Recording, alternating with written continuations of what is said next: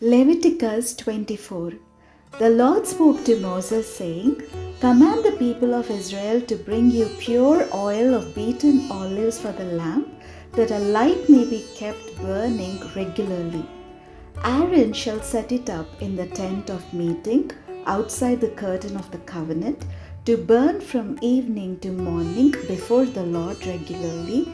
It shall be a statute forever throughout your generations. He shall set up the lamps on the lampstand of pure gold before the Lord regularly. You shall take choice flour and bake 12 loaves of it. 2/10 of an ephah shall be in each loaf. You shall place them in 2 rows, 6 in a row, on the table of pure gold. You shall put pure frankincense with each row to be a token offering for the bread, as an offering by fire to the Lord. Every Sabbath day Aaron shall set them in order before the Lord regularly as a commitment of the people of Israel, as a covenant forever. They shall be for Aaron and his descendants, who shall eat them in a holy place, for they are most holy portions for him, from the offerings by fire to the Lord, a perpetual due. A man whose mother was an Israelite and whose father was an Egyptian came out among the people of Israel, and the Israelite woman's son and a certain Israelite began fighting in the camp. The Israelite woman's son blasphemed the name in a curse. And they brought him to Moses. Now his mother's name was Shelomith, daughter of Dibri of the tribe of Dan, and they put him in custody until the decision of the Lord should be made clear to them. The Lord said to Moses, saying, Take the blasphemer outside the camp, and let all who were within hearing lay their hands on his head, and let the whole congregation stone him. And speak to the people of Israel, saying, Anyone who curses God shall bear the sin. One who blasphemes the name of the Lord shall be put to death. The whole congregation shall stone the blasphemer. Aliens as well as citizens, when they blaspheme the name, shall be put to death. Anyone who kills a human being shall be put to death. Anyone who kills an animal shall make restitution for it, life for life. Anyone who maims another shall suffer the same injury in return. Fracture for fracture, eye for eye, tooth for tooth. The injury inflicted is the injury to be suffered. One who kills an animal shall make restitution for it, but one who kills a human being shall be put to death. You shall have one law for the alien and for the citizen, for I am the Lord your God. Moses spoke thus to the people of Israel, and they took the blasphemer outside the camp and stoned him to death. The people of Israel did as the Lord had commanded Moses. Leviticus 25. The Lord spoke to Moses on Mount Sinai, saying, Speak to the people of Israel and say to them, When you enter the land that I am giving you, the land shall observe a Sabbath for the Lord. 6 years you shall sow your field, and 6 years you shall prune your vineyard, and gather in their yield. But in the 7th year there shall be a Sabbath of complete rest for the land, a Sabbath for the Lord. You shall not sow your field or prune your vineyard. You shall not reap the aftergrowth of your harvest, or gather the grapes of your unpruned wine. It shall be a year of complete rest for the land. You may eat what the land yields during its Sabbath, you, your male and female slaves, your hired and your bound laborers who live with you, for your livestock also, and for the wild animals in your land, all its yield shall be for food. You shall count off 7 weeks of years, 7 times 7 years, so that the period of 7 weeks of years gives 49 years. Then you shall have the trumpet sounded loud on the 10th day of the 7th month, on the day of atonement. You shall have the trumpet sounded throughout all your land.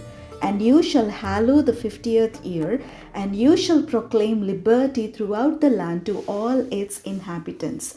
It shall be a jubilee for you. You shall return every one of you to your property, and every one of you to your family. That 50th year shall be a jubilee for you.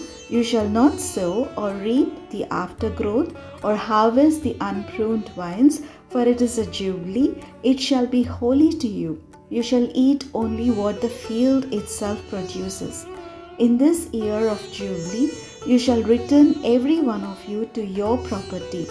When you make a sale to your neighbor or buy from your neighbor, you shall not cheat one another.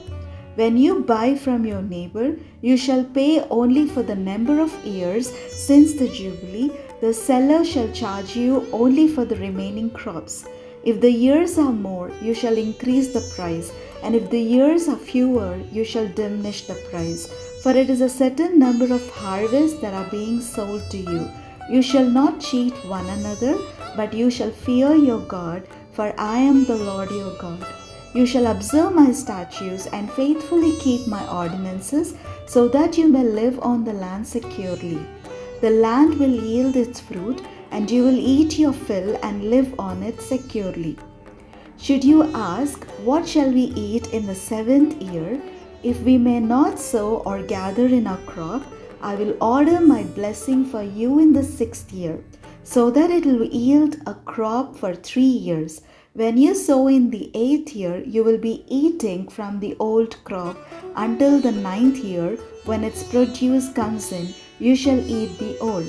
The land shall not be sold in perpetuity, for the land is mine. With me you are but aliens and tenants.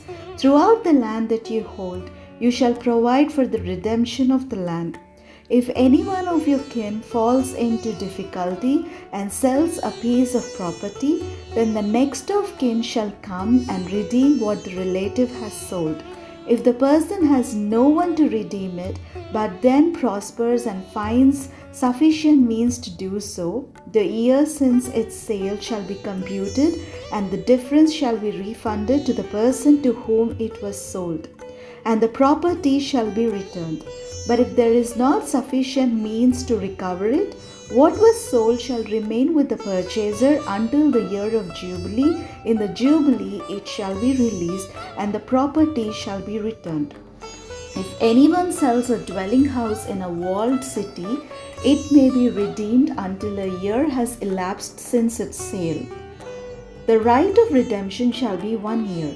If it is not redeemed before a full year has elapsed, a house that is in a walled city shall pass in perpetuity to the purchaser throughout the generations. It shall not be released in the Jubilee.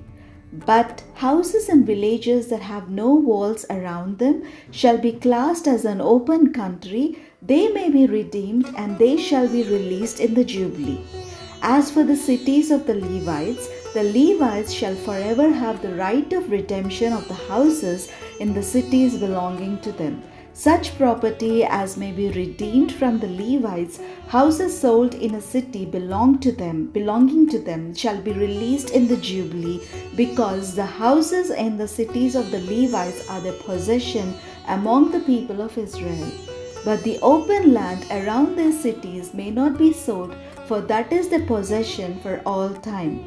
If any of your kin fall into difficulty and become dependent on you, you shall support them. They shall live with you as the resident aliens.